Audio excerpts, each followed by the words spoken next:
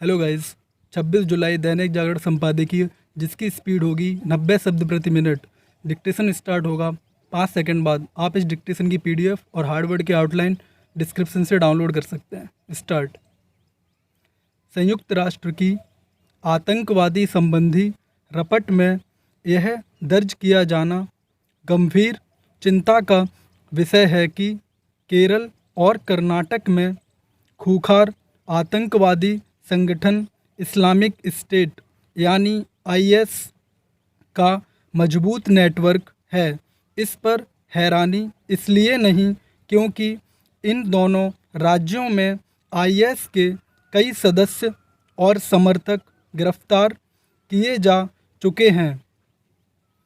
संयुक्त राष्ट्र की इस रपट को केंद्र सरकार के साथ केरल और कर्नाटक को गंभीरता से लेना चाहिए। इसी के साथ विभिन्न राजनीतिक गैर राजनीतिक संगठनों को भी चेताना चाहिए। इस मामले में धार्मिक नेताओं की भूमिका अहम है, लेकिन समस्या यह है कि अपने देश में तमाम ऐसे लोग हैं जो या तो इस तरह की रपटों को खारिज करते हैं या फिर आईएस, अल-कायदा जैसे आतंकवादी संगठनों से जुड़ने वालों को भटके हुए लोग बताते हैं। कुछ तो ऐसे हैं कि आईएस के लिए काम करने वालों की गिरफ्तारी की खबर मिलते ही उन्हें निर्दोष बताने का अभियान छेड़ देते हैं। इससे भी खराब बात यह है कि इस काम में अगुआ बनते हैं तमाम पढ़े लिखे लोग और साथ ही राजनीतिक एवं धार्मिक नेता। आश्चर्य नहीं कि संयुक्त राष्ट्र की इस रपट को मुसलमानों को बदनाम करने की साजिश बताया जाने लगे। आखिर यह काम पहले होता ही रहा है। ऐसे तत्वों को बेनकाब और हतोत्साहित करने की सख्त ज़रूरत है।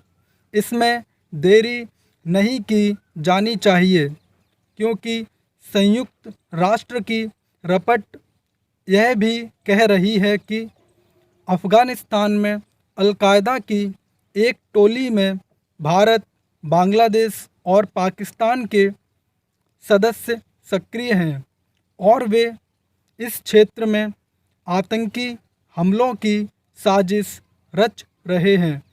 इससे अधिक चिंताजनक और कुछ नहीं कि भारत आईएस के निशाने पर भी है और अल-कायदा के भी।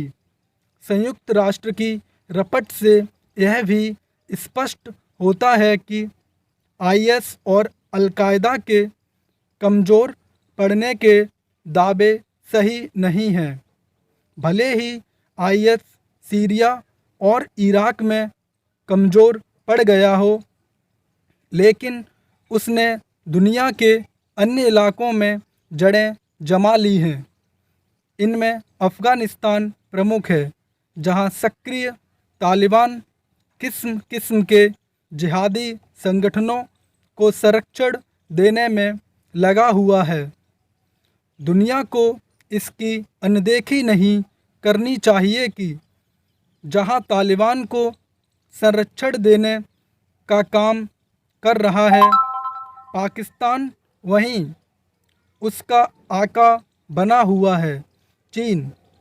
आईएस और अल-कायदा की सक्रियता यह बताने के लिए भी पर्याप्त है कि उनकी प्रचार सामग्री इंटरनेट के जरिए लोगों के दिमाग में जहर घोल रही है। भारत को न केवल इस जहरीली सामग्री के प्रसार को रोकने के लिए सख्त कदम उठाने होंगे, बल्कि विश्व समुदाय को इसके लिए चेताना भी होगा कि इंटरनेट किस तरह आतंकवाद को खाद पानी दे रहा है।